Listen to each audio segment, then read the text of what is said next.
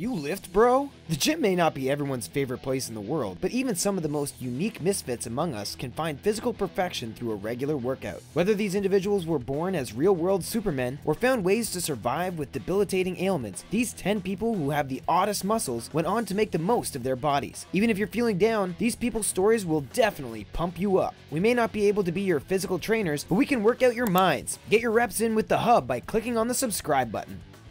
HOEKSTRA. Myostatin-related muscle hypertrophy is much harder to pronounce than gamma rays or the planet Krypton, but this rare genetic mutation is the source of HOEKSTRA's superpower. Born in 2005, Liam was nicknamed the world's strongest toddler, with a noticeable muscle definition at an early age. Reportedly, he was up and walking around just 5 months old. He graduated to moving furniture around the house by age 2, and while he didn't lift the family car when his dad was trying to change a flat, he was still like a baby Superman. At 3 years old, the strength of his grip matched a 7-year-old's. Although he's still only a preteen, he could have the potential to grow up to be a super-powered crime fighter. But ultimately, it seems like his parents just want him to enjoy his childhood and use his natural talents on school sports teams. Oftentimes, this type of genetic anomaly will go undiagnosed, but Liam's grandfather was talking about the child's unheard-of strength with a friend who happened to be a doctor. After some tests were performed, the medical community determined that Liam's unique talent and unquenchable appetite gave him 40% more muscle mass than any of the other kids around. Whether he grows up to wear business casual or a cape, you'll probably want a guy like him on your competitive sports team or Justice League. Scott Mendelson. Competitive bodybuilder Scott Mendelson has the rare and time-honed ability to raise a 716-pound barbell above his chest. In order to lift the weight of a pony over your body, you need to practice, eat right, and muster the right amount of mental dedication. Too bad for Scott, one of those 3 ingredients was in short supply at the Southern Powerlifting Federation's March Madness meet in 2013. Mendelson held the world record for this bench press, and this attempt was supposed to beat the title by 1 pound. Just enough to keep his name in the record books. Yet Scott overshot his estimates on this one. To the shock of the crowd, the lifter's pectoral muscle tore under the stress. At 6 foot 1 inch and 360 pounds, Scott is a powerful guy, and his large chest muscle moved like a slingshot under the skin, creating a horrifying viral moment. Rushed to the hospital, not only was Scott's mobility threatened, but his entire lifestyle was in jeopardy. Based on the scope of the damage, estimates posed that it could take months to heal, and with some cases unfortunately never getting better. Some gym rats lift until they get swole, but this is not the type of swollen you want to see on a powerlifter's body. Turning a deep purple, the whole injury made a scary visual. The good news is that all that pain didn't hurt his business as a gym owner and trainer. EUGENE SANDOW. For a guy who was born before Ulysses S. Grant was president of the United States, EUGENE SANDOW had an incredible modern physique. Life was harder back in those days, and people tended to not make time for extracurricular exercise. Beyond that, they just didn't have all the modern knowledge of dieting, nutrition, and physical exertion. Sure, we're living through an obesity epidemic right now, but it's hard to imagine the unique musculature of EUGENE SANDOW when you compare him to another famous person from his time, like, say, fat President William Howard Taft. Sure, Eugene still has the same mustache you'd see on someone tying a damsel to a train track, but otherwise he was ahead of his time. While striving for the same body as all those classical Greek and Roman statues, Eugene argued that you could get a workout even by sitting down and just contracting your muscles. He believed in training with a variety of different weights, eating in moderation, drinking a healthy amount of water over other liquids, and believed women should be getting into the gym as well, which was far ahead of many of his contemporaries. Some thinkers preferred to exercise their minds over their muscles, but this early fitness celebrity and health magazine publisher worked out both his brain and his body. Segato.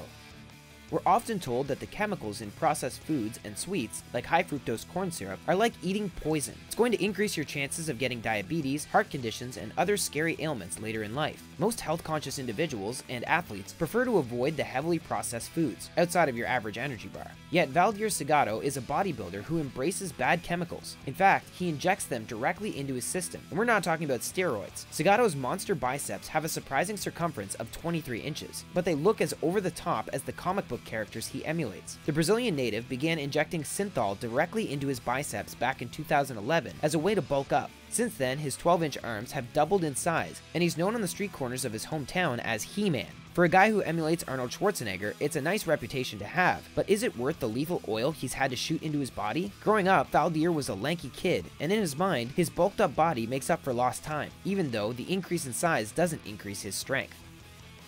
JEANNIE PEEPER.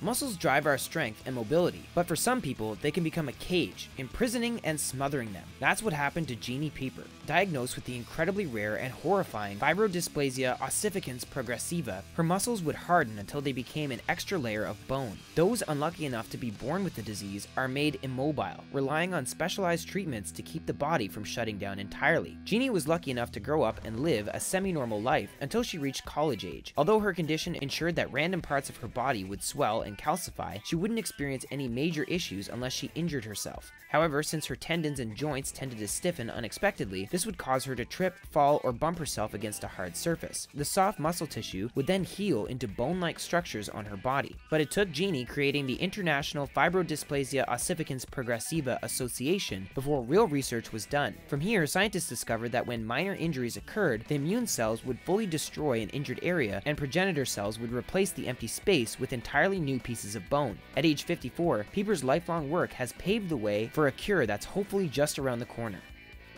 ANDREAS MUNZER.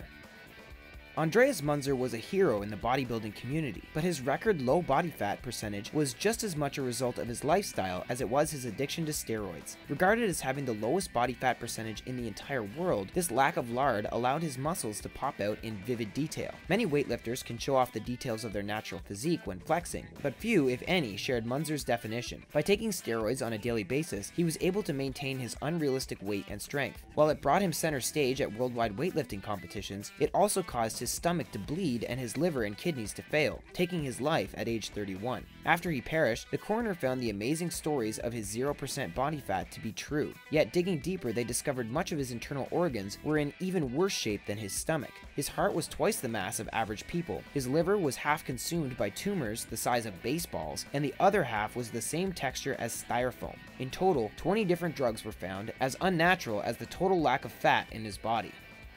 Jill Viles.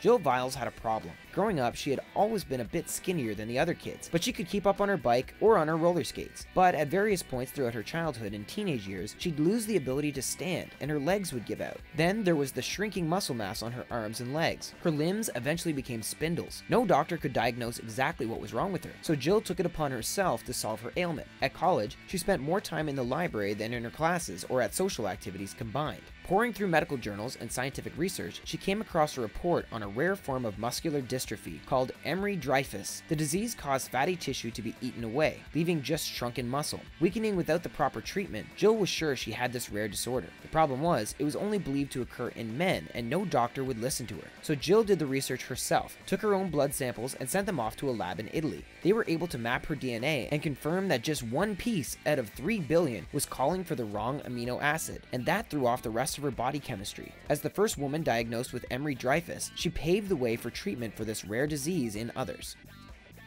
Fast and slow twitch muscle growth. Olympic sprinter Tyson Gay optimizes his genetic makeup to win big on the track. As part of the gold medal winning American team, Gay obviously trained hard to become an Olympian. Like any runner with the ability to reach some of the fastest speeds in the world, Tyson was born with fast fiber muscles that have the ability to build and strengthen quicker than your average human. There are two kinds of muscle fibers generated in our bodies: fast twitch fibers, which contract more quickly, and slow twitch fibers, which take more time. Just as they sound, fast twitch muscle mass is ideal for racing in short spurts, while slow twitch is preferred for marathons. Interestingly enough, slow twitch muscle growth can occur through treatment, thanks to manipulation. While the process is believed to be the next evolution in treating disorders like muscular dystrophy, some groups are concerned this type of manufactured growth will pose the same problem steroids hold for organized sports. A simpler procedure, also haunting the Olympics as well as other competitions, is the injection of a protein-blocking gene that guarantees unimpeded muscle growth. By stopping myostatin from flowing through patients' muscles, their strength and size can grow with each workout at nearly an unstoppable rate. GREGG Valentino.